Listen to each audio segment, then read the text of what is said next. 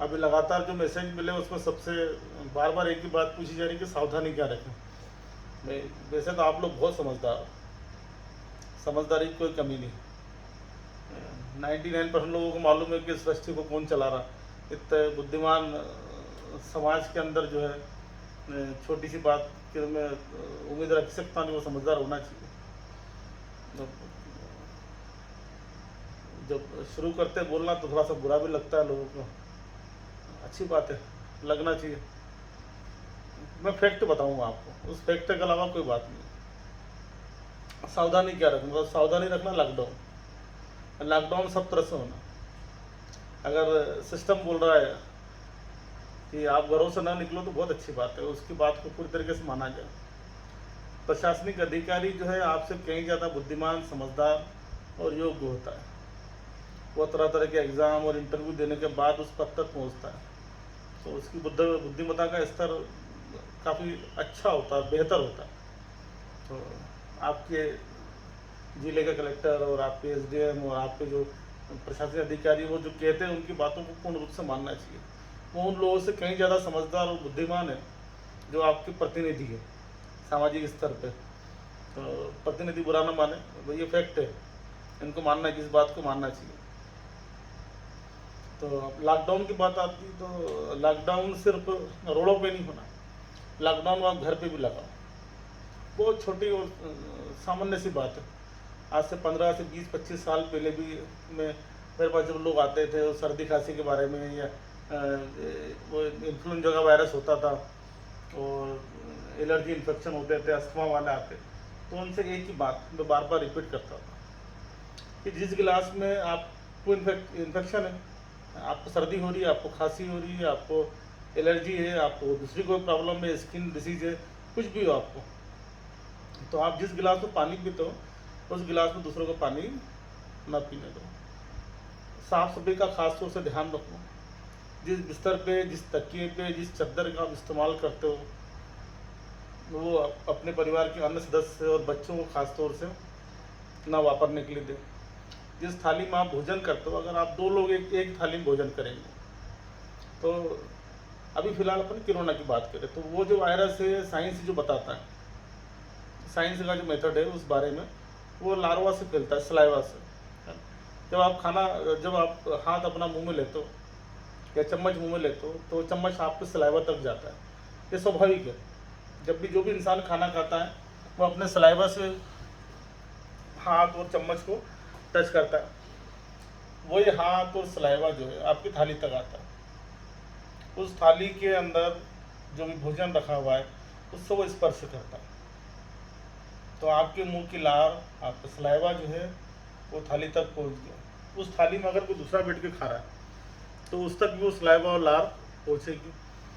उस सलाइवा और लार में अगर बैक्टीरिया और वायरस है तो वो भी आगे बढ़ेगा। वो सीधी सी बात है। चीज़ें बड़ी सहज होती है और बहुत सामान्य होती है। कुछ लोगों की बुद्धि मोटी हो जाती है, कुछ लोगों की समझ मोटी हो जाती है, कुछ की मान्यताएं आड़े आने लगती है। लेकिन मान्यताओं से और जिससे कुछ नहीं होता। जो चीज़ फैक्ट है वो फैक्ट है, उस फैक्टों को मानना चाहिए। तो सबसे पहला लॉकडाउन आप अपने घर में करो। जिस सदस्य को भी सर्दी खांसी या एलर्जी के लक्षण आ रहे हैं उसने विशेष तौर से अपने खाने पीने की सारी चीज़ों को अलग कर लेना। जिस चादर को ओढ़ के सोता है उससे उसकी जो भाप होती है, भाप के अंदर मॉइस्चर होता है, नमी होती है, उस चादर में जाएगी। वो चादर अगर दूसरा कोई इस्तेमाल करेगा तो बड़ी आसानी से वो वायरस और बैक्टीरिया उसमें इंजेक्ट हो जाएंगे। इन चीज़ों का बड़ा सावधानी से ध्यान रखना है। पानी के बर्तन अपना अलग रखें, पानी के गिलास अपना अलग रखें, पानी की बाटल कांच की बाटल में पानी जो है कांच की बाटल में इस्तेमाल करें। अपने कपड़े और अपने जो ओढ़ने की चीज़ें और तकिया खास तौर से उसको रोज़ धूप दें और साफ सफाई का विशेष ध्यान रखें। प्रशासन ने जो बाहर का लॉकडाउन लगाया उसका पूरी तरीके से पालन करें। और ये बात बिल्कुल आप समझिए कि जब तक आप अवरोध उत्पन्न नहीं करोगे किसी भी चीज़ का फैलना और विस्तार होना रुकेगा नहीं। ये सामान्य प्राकृतिक नियम है, बहुत सहज नियम है कि आपको वो एक ब्रेकडाउन उसका करना ही पड़ेगा। तो इन चीज़ों का विशेष ध्यान रखिए। जब सरकार घोषणा करती है लॉकडाउन की, तो आप उस नियमों का ईमानदारी के साथ पालन कीजिए। वो जिस सख्ती से पालन करवाना चाहती है, आप डबल सख्ती से उसका पालन कीजिए। आप कोशिश कीजिए कि बिला ज़रूरत आप कहीं भी आए जाए नहीं। अपने परिसर में, अपने घर में ही एक स्पेस बनाकर, दूरियां बनाकर रहें। आपका जो काम काज है, आपका जो व्यापार है, उसमें आप दूसरे तरीके से मेंटेन कर सकते हैं। कोशिश करेंगे तो बहुत सारी चीज़ें आसान हो जाती है, कई चीज़ों के रास्ते निकल जाते हैं। जब भी छूट मिलती है तो एक जैसी भीड़ ना करें।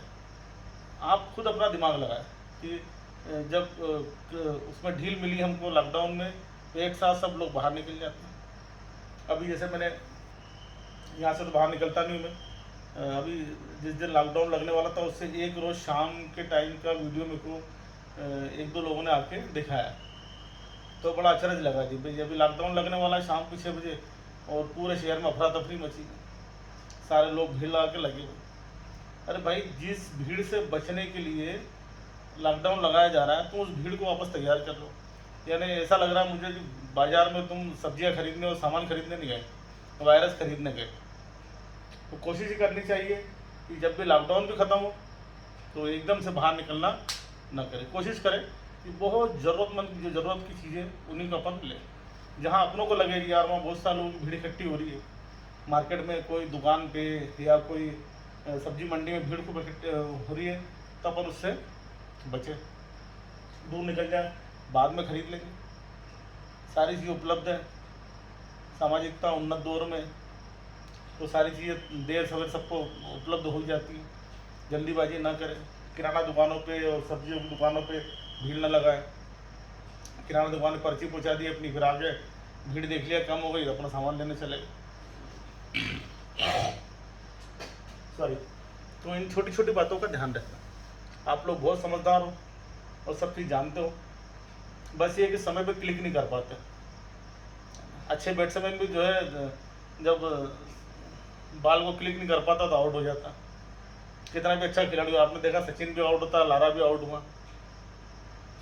तो आपको ये ध्यान रखना है, आप बहुत अच्छे और बहुत समझदार हो, लेकिन कोशिश करना कि चूक नहीं हो, उस चूक से बचना हमेशा। और सरकार का सहयोग कीजिए। आपके अधिकारी बहुत जिम्मेदार है, उनका विशेष तौर से आप जो सहयोग कीजिए, उनके काम में और उनकी चीज़ों में दखल न दें।